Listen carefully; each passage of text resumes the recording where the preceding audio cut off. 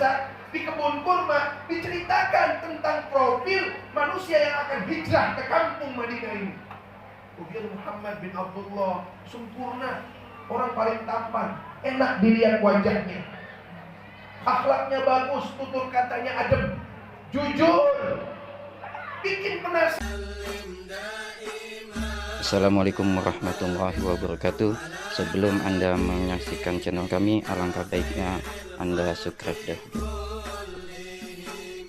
Manusia paling mulia Nabi kita Muhammad, manusia paling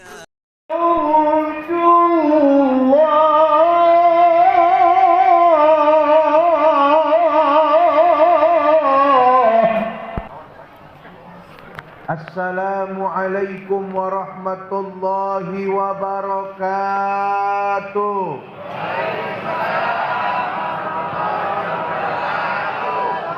Alhamdulillah,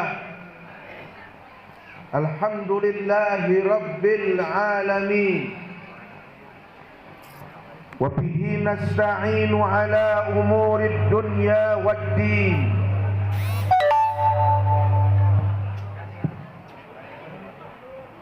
Assalatu wassalamu ala ashrafil anbiya'i wal mursalin. Anak siapa? Operatornya ngopi apa kemana? Hei, kecilin. Ente ikutin kata saya. Eho cukup, volumenya kecilin, treble-nya itu. Hadirat para pecinta Allah dan Rasulnya, para perindu, para pengagum, para pemuja dan pemuji. Semoga pagi menjelang siang yang mulia ini menjadi momentum yang berbahagia buat kita semua.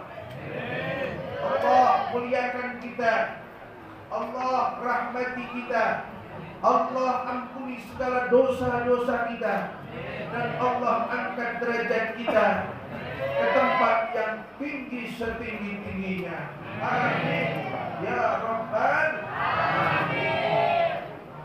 Puja dan puji syukur marilah kita panjatkan kehadirat Allah Azza wa Jalla atas segala limpahan tempat yang dimana biasa di tempat ini dimuliakan Allah. Kita dikumpulkan dalam sebuah majlis yang insya Allah bermanfaat buat kehidupan dunia dan akhirat kita. Terlebih hadir kita di tempat ini untuk sama-sama menyelenggarakan perayaan akbar Maulidnya Nabi besar kita Muhammad sallallahu alaihi wa alihi wa sahbihi wa sallam. Salawat dan salam kita sanjungkan kepada manusia yang paling mulia di sisi Allah, Sayyidul Qaunaini wat Tsaqalain, manusia yang apabila dilihat wajahnya maka yang melihat berbahagia. Disebut namanya, hati menjadi tenang, tenggelam dalam lantunan qasidah memuji daripada akhlak mulianya, jiwa kita menjadi tentram. Sayyiduna Muhammad, Nabi besar kita Muhammad, kekasih kita Muhammad, orang yang sangat perhatian kepada kita, orang yang meminta jaminan kepada Allah untuk keselamatan dan kebahagiaan kita, orang yang kelak nanti di yaumul qiyamah begitu dibangkitkan dari kita. Perhatikan, dengerin, ibu-ibu yang di atas, yang di depan, yang di belakang, semuanya dengerin.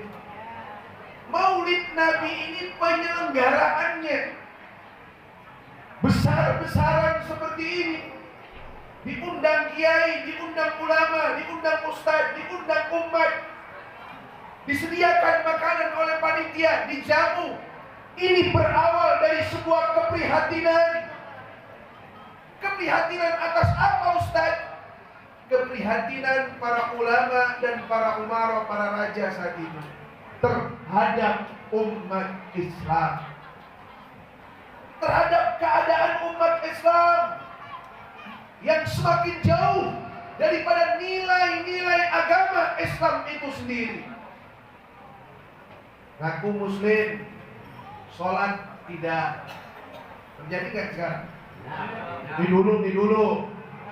dulu zamannya Malik Al-Muzaffar di Irak sana begitu.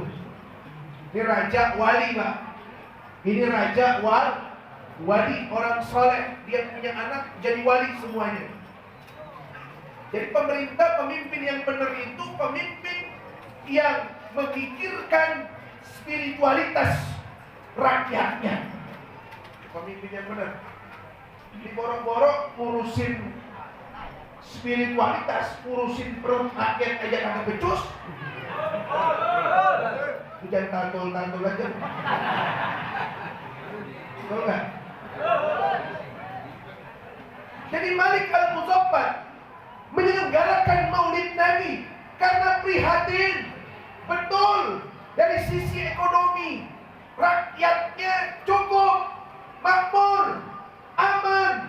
Dari sisi hukum dan keamanan, aman. Ini raja paling adil, ini raja soleh, wali min auliyaillah. Dia lihat infrastrukturnya cukup, dia lihat kebutuhan hidupnya cukup, tapi dia lihat ada sebuah pergeseran dari sisi keagamaan. Makanya jadi pemimpin itu harus komplit pikir apa? Komplit pikirannya. Bukan cuma mikirin infrastruktur, bukan cuma mikirin perut, tapi pikirin juga mentalitas, spiritualitas, agama daripada rakyatnya itu sendiri. Betul? Yang Islam biar benar jadi orang Islamnya. Yang Kristen biar benar jadi orang Kristennya. Betul? Yang Hindu biar benar jadi orang Hindunya. Yang Buddha jadi benar jadi orang Buddhanya. Ya, jangan jadi orang Islam mentalnya kayak orang kafir. Betul nggak? Lu kencang amat betul. Namanya kayak orang lagi nungguin. Makanya gue sikat semuanya sekalian. Betul nggak?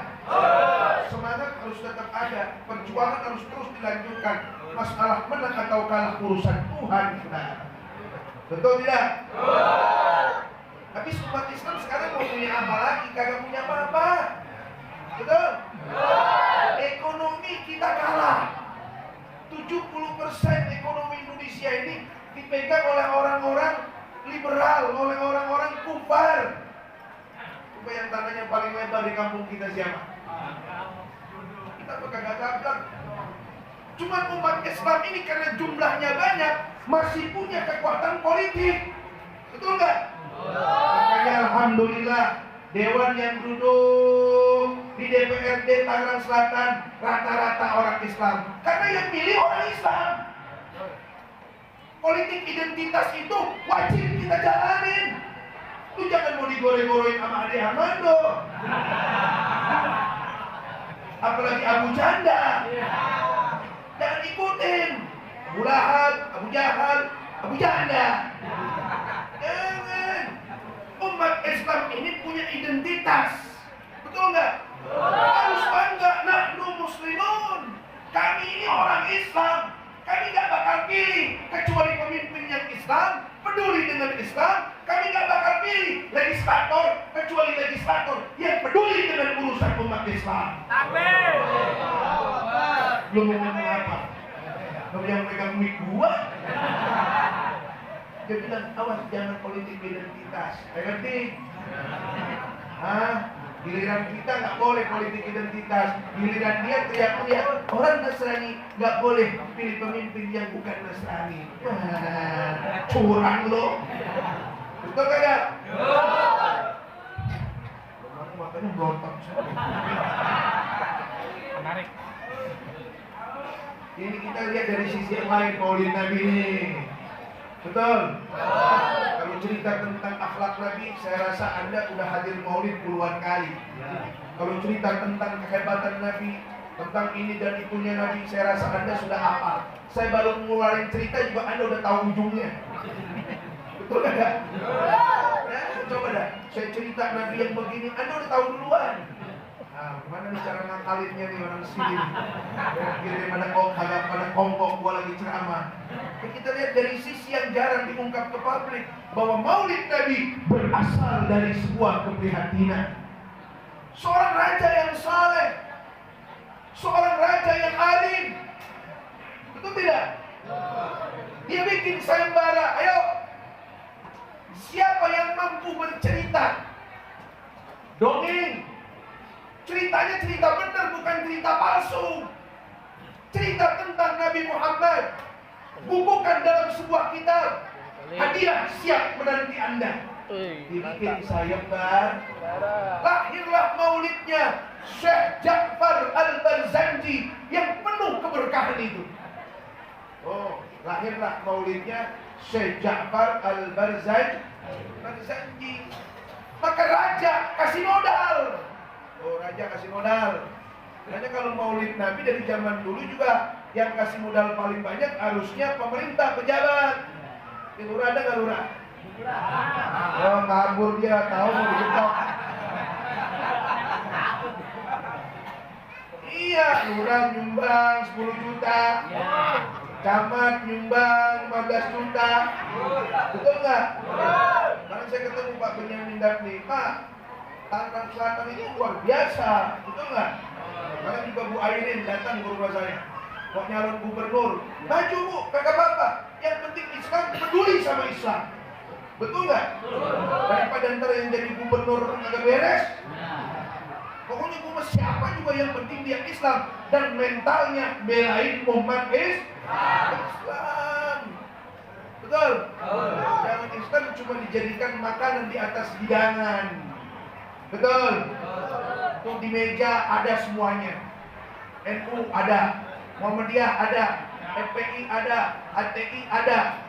Giliran yang nyomot orang kafir dicomot-comotin kita. Betul nggak? Dimakanin kita. Oh, FPI mana ada pahit, susah dimakannya. Gitu kan? Wah, ini NU gampang nih, ada manisan ini. Udah dengerin nasi kebuli hawanya.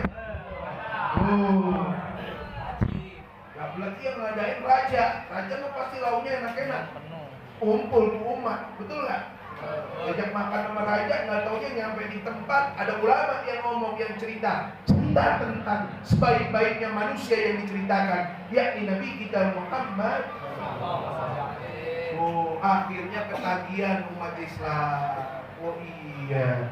Jadi Maulid Nabi ini adalah sarana untuk memperbaiki umat, sarana untuk memperbaiki akhlaknya umat, memperbaiki ilmunya umat, akidahnya umat. Kudu dilurusin, kudu dikembaliin. Jangan sampai keburu mati kagak tahu jalan balik. Nah, betul nggak? Coba dah, saya kemarin sama Ustadz Irfan, saya lihat rambutnya masih hitam semua. 10 tahun yang lalu, dan sekarang udah jadi ngong-ngong dia. Gak udah tua amat saya. Saya tanya, kenapa dia bisa tua begini? Cucu saya udah ada 1, kok bini gue yang 2 aja masih muda? Iya, makanya Ustadz mah kalau cucunya banyak cepet tua. Coba kalau bininya banyakin awet muda. Ibu-ibu pada merengut. Bapak di depan gua bapak-bapak semua. Udah boleh pesen Bu. Ibu-ibu pokoknya taruh di luar. Jangan berhadapan langsung sama saya. Enggak, pasti takut ditimpain. Karena orang Betawi mah lidahnya kadang-kadang nyelonong aja. Jujur. Bapak, Ibu, Saudara kaum muslimin yang dimuliakan oleh Allah Subhanahu wa taala. Jadi jangan sampai kita tersesat jalan. Kita sering-sering dikumpulin. Ada perkumpulan yang sifatnya yaumiyah, tiap hari kita kumpul. Di mana? Di masjid, di musola. Mengapain? Sholat berjamaah. Elok bener imam habis salam baca zikir bareng-bareng. Jangan habis sholat salam kabur. Ngapa lu? Khawatir sama bini, kayak bini lu cakep aja di rumah. Udah duduk yang bener situ, yang tenang. Ikutin imam, zikir. Allahumma antas salam wa minkas salam wa ilaika ya'udus salam wa hayna rabbana. Ada sebuah hadis daripada Mu'adz bin Jabal, Allahumma a'inni ala dzikrika wa syukrika wa husni ibadatik. Baca yaumiyah, tiap hari kita disuruh kumpul. Karena memang ini agama, pondasinya itu berjamaah, Pak. Ayo, Nabi pertama datang ke kota Mekah, ke kota Madinah, yang dia bangun masjid. Ngapain? Biar gampang ngumpulin orang. Dan begitu ceritanya. Begitu Nabi mau masuk gerbang kota Madinah, Nabi itu kumpul dulu di mana? Di satu kampung namanya Quba. Di samping masjid Quba ada sumur mata air namanya mata air Azab. Di situ tuh orang Madinah begitu dengar Nabi Muhammad mau datang, tiap hari pada kumpul, hurra. Hurra, namanya kumpul, pada kongko, pada masak, pada ngeliwet dan gitu. Yang bawa kambing, yang bawa cabai, yang bawa bawang. Dulu itu udah ada begitu. Gak taunya hari ini Nabi belum datang. Hari besok begitu lagi, hurra. Makanya hurra itu sebenarnya boleh. Yang kagak boleh bukan hurra-hurranya, yang gak boleh bentuknya udah disalahin, udah dirubah. Kalau dulu hurra itu kumpul silaturahim, makan bareng-bareng, nyeritain orang yang paling bagus ceritanya. Kan ada yang nanya, emang siapa sih Nabi Muhammad itu?